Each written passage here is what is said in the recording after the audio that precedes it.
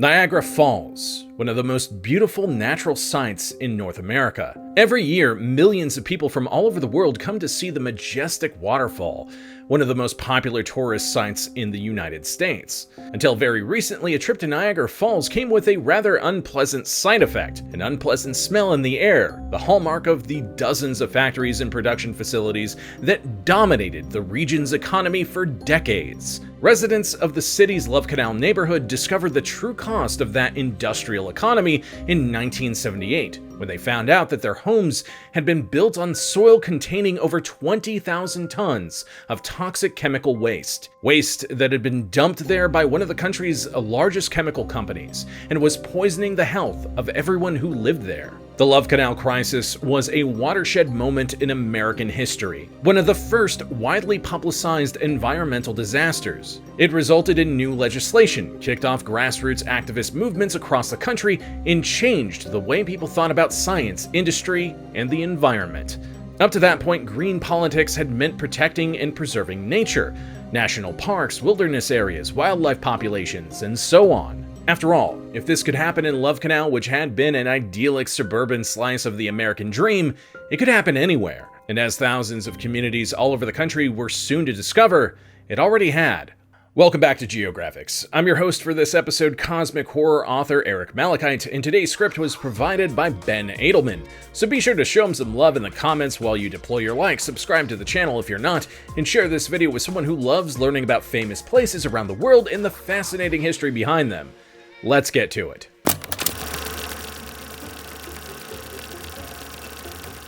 If you were a working-class family in Niagara Falls, New York in the 1970s, you couldn't do better than to buy a house in Love Canal. The neighborhood consisted of hundreds of tiny single-family homes, houses that had been built within the last 20 years and came with pleasant tree-lined streets and lush backyards. It was within walking distance of local schools and was an easy commute to factory jobs in the city proper. In other words, it appeared on the surface to be a perfect place to raise a family. However, there had always been little signs that something in the neighborhood was amiss. Residents could sometimes find puddles with oily residues or black sludge in them, as well as rocks that popped when thrown on the ground. Children playing in backyards, fields, or playgrounds would come home with destroyed shoes and burned skin, with no explanation as to how it happened. The most noticeable thing was the smell, a foul odor that reminded residents of the chemical factories many of them worked at on the other side of town, and was so pungent in the summer that postal carriers started wearing gas masks when delivering mail to the neighborhood. Something else that was strange was how many of the residents seemed to be getting sick. Respiratory and abdominal complaints were common,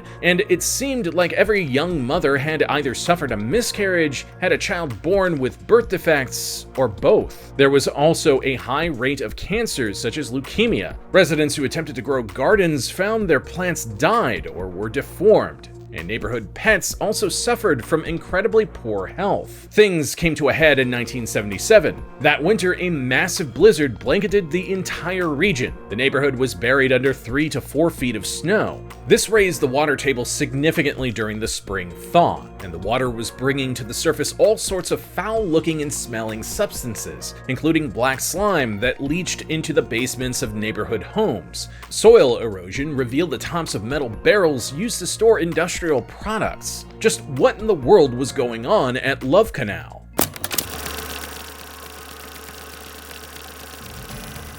To answer that question, we need to go back to 1890, when a man named William Love came to Niagara Falls. The city was a hotbed of industrial activity by this point, as manufacturing concerns flocked to the area, drawn by the recent construction of hydroelectric power plants that utilize the fast-flowing Niagara River to generate electricity. Love pitched a vision of a model city, a planned community that was equally beneficial to both workers and industry, a modern version of utopia. The crux of the scheme was to build an 8-mile-long canal that would divert water from the Niagara River above the famous falls through Model City to the lower Niagara. This synthetic waterfall would be used to generate the electricity that would power Love's Model City to attract businesses and workers alike. It was an audacious plan, but the charismatic entrepreneur was able to sell his vision to a lot of investors, enough to begin construction on the canal in 1893. However, things began to fall apart soon after. Love never actually acquired enough money to finish the project, and in his desperation to keep it alive, began using money collected from new investors to pay off old ones, which would be called a Ponzi scheme today. By 1896, the whole thing collapsed, and soon after, Love left town, heading west to make his fortune through another scheme, which didn't work either, by the way. He died in the 1930s in New Jersey, with none of his grand plans ever having come to fruition. All that was left of the plan was Love's Canal, a big hole in the ground that was about a mile long, 80 feet wide, and 15 feet deep. By the 1920s, it was full of water. Local children used it as a swimming hole. At one point, the city also used it as a garbage dump. There things remained until the 1940s, when the site attracted the attention of the Hooker Chemical Company, one of Niagara Falls' largest factories. Founded right around the same time William Love left town by Elon Huntington Hooker, the company had quickly grown to become one of the largest manufacturers of chemicals in America. It seemed like they made everything: chlorine to purify water, and as a poison gas during World War I, synthetic rubber for car tires and shoe soles, plastics of all descriptions, household cleaners, polyester resins for textiles, even compounds used to make explosives. However, all this chemical manufacturing created all sorts of unpleasant byproducts, colloquially known as chemical waste. Hooker was creating hundreds of tons of these highly toxic and incredibly hard to dispose of waste products every year, especially by the 1940s, when production was accelerated by the Second World War. The company had to put all this stuff somewhere, and that big hole in the ground from 50 years earlier seemed a perfect place for it. Between 1942 and 1952, Hooker buried an estimated 22,000 tons of chemical waste at Love Canal, stored in 55-gallon metal storage drums that were prone to corrosion and sometimes burst open during the dumping process. Then about 20 feet of clay was dumped on top of it. Over time, grass and vegetation took root at the site after Hooker left it, and eventually nobody would have known just by looking at it that Love Canal had once been a chemical dump, until the chemicals started coming to the surface in the 1970s.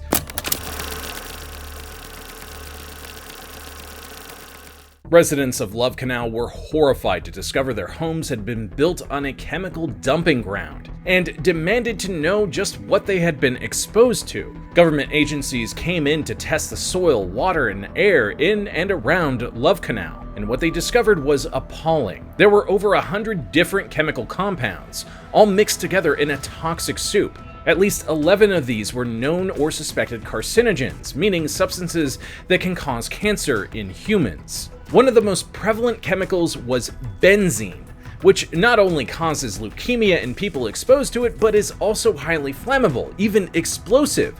It is, after all, used to manufacture gasoline. But the scariest compound discovered was dioxin, one of the most toxic substances ever created by mankind. Trace amounts of dioxin found in the defoliant Agent Orange, which was used during the Vietnam War to destroy jungle foliage, have been connected to a host of serious health effects, including cancer and birth defects, in millions of Vietnamese who were exposed to it, as well as thousands of American soldiers.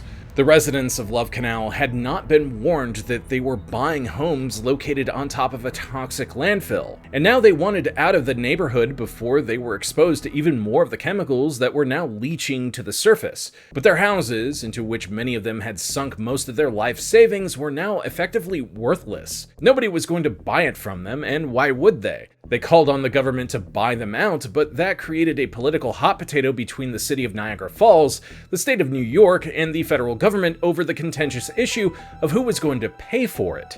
After a slew of negative press surrounding Love Canal, which described it as a public health time bomb, President Jimmy Carter declared Love Canal a national disaster zone in August 1978, the first time such a declaration had been made for anything other than a natural disaster. The 99th Street School, as well as homes located on 2 blocks directly adjacent to the old canal, were to be closed and evacuated. The homeowners paid fair market value for their property. Money was also set aside to clean up the toxic mess left behind by Hooker Chemical, but that still left hundreds of families unable to leave the neighborhood, despite residents being convinced that they were suffering from chemical exposure too. If they wanted out of Love Canal, they were going to have to fight for it.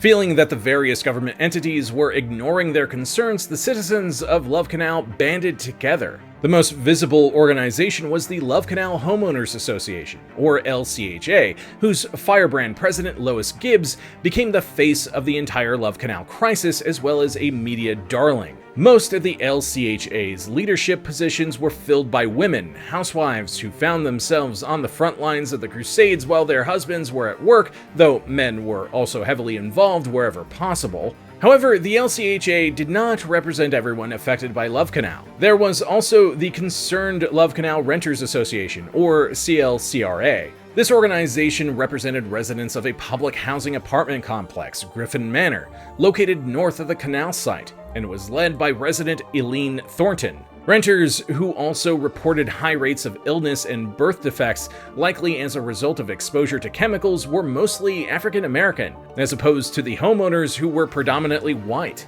The tension between the two groups was not only racial, but economical. The LCHA believed that since the renters did not own their homes, they could move out anytime they wanted, while the CLCRA countered that their residents had no money to move and there were few affordable housing options available to them in the Niagara Falls area, particularly outside the old urban core, which they described as a black ghetto. The volunteers who staffed the LCHA and CLCRA were not your typical environmental protesters. They were largely traditional working-class families who skewed conservative and did not normally associate themselves with hippies. The women who led the fight at Love Canal did not consider themselves feminists, but considered this activism out of the home to be important to protect their families, particularly their children who were the worst affected by the toxic byproducts coming out of the ground. If they were inexperienced in how to get their message across, the activists soon learned. They were extraordinarily effective at weaponizing media attention to get maximum exposure, engaging in high-profile heated exchanges at press conferences with state and federal health officials,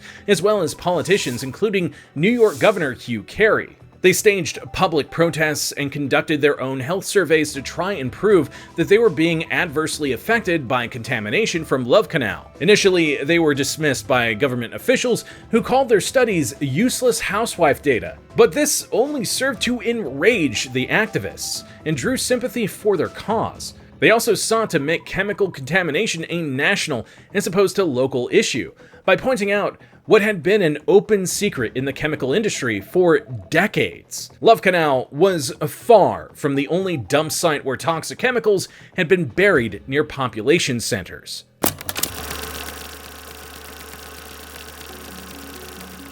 All across America, people were discovering that chemical waste was in their midst. Some of the more high-profile examples were the Valley of the Drums, a site north of Louisville, Kentucky, where chemical barrels had been unceremoniously dumped out in the open. Times Beach, Missouri, a town of some 2,000 that had to be entirely evacuated in 1983 after city streets were accidentally contaminated with dioxin. And Church Rock, New Mexico, where a dam failure at a uranium mill caused the largest accidental release of radioactive material in U.S. history in 1979, poisoning the Puerco River that the Navajo Nation relied on for drinking and irrigation water. In fact, the Environmental Protection Agency, or EPA, estimated that there were as many as 30,000 chemical waste sites across America, at least 2,000 of which contained lethal poisons, 10% of which were in western New York. These were the byproducts of the American chemical century,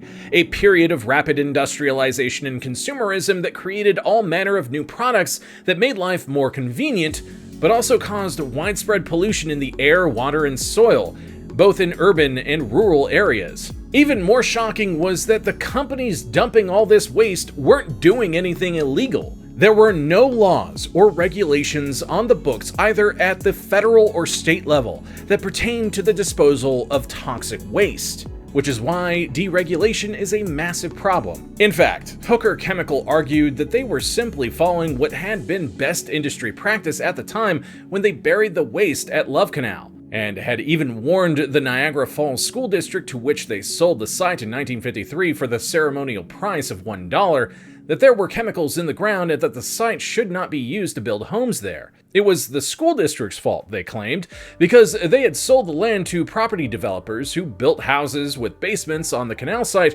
that breached the containment wall they had erected around the barrels. Their protests rang a little hollow, however, when a closer look at the sales contract for Love Canal specified that the school district, not Hooker Chemical, assumed all legal liability for the chemical waste in the ground upon transfer of the property. It seemed like the company had sold the land to escape any future culpability for Love Canal, a rather cynical corporate maneuver that dramatically contrasted with their claims to be a caring member of the Niagara Falls community. Something clearly needed to be done here, though. And what Congress came up with was the Comprehensive Environmental Response Compensation and Liability Act of 1980, or CERCLA. The act gave sweeping new powers to the EPA, creating a superfund by taxing oil and chemical producers, through which the agency could clean up toxic waste sites. The agency would create a national priorities list to determine which sites to clean up first. Love Canal was the first site added.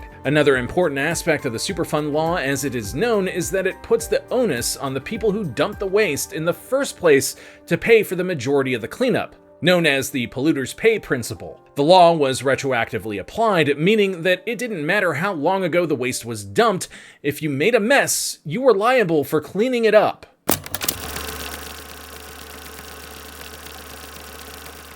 By the time the Superfund law was signed by President Carter in December 1980, the Love Canal crisis had dragged on for more than 2 years. After a high-profile protest action by LCHA in May 1980, in which 2 EPA officials were held hostage at Love Canal for more than 5 hours, Carter issued a second emergency declaration that expanded the disaster zone further around the canal, releasing funds that could be used to buy homeowners out and allow them to leave. However, the specifics of the funding scheme were argued between the state and federal officials for months before a final $20 million agreement was reached in October. Most of the 800 affected families were gone by the end of 1981. Some stayed in the area, but many chose to get as far away from Love Canal as they could, relocating to Las Vegas or Florida. Lois Gibbs went to Arlington, Virginia, just across the river from Washington, D.C., where she started a new organization, the Citizens Clearinghouse for Hazardous Waste, or CCHW, which sought to educate the public about the dangers of toxic waste and provided resources for other local groups fighting for relief from their own situations. She became one of the country's best-known environmental activists, though her struggle at Love Canal negatively impacted her personal life, driving a wedge between her and her husband that ended with divorce. With the residents gone, hazmat companies went to work cleaning up Love Canal. It was quickly decided not to dig up the 22,000 tons of chemical waste that had been buried there, but to build an effective containment structure around them, so that they would be unable to leak out and contaminate the surrounding soil and groundwater. Sump pumps collected chemical leachate and separated it into liquid and solid waste. Solids were retained at the site while liquids went through purification machines and were then released into sewer lines. A more secure clay trench was put around the entire dump, and then a plastic sheet was placed over it. Finally, more soil and grass completed the cap over the toxic tomb. After more than a decade, the city of Niagara Falls announced plans to redevelop the Love Canal site to bring back new residents. Over the protests of former residents who argued that the area was still unsafe, the area surrounding the dump, though not Love Canal itself, was rebuilt. And to distance themselves from the PR disaster that was Love Canal, the neighborhood was rechristened Black Creek Village.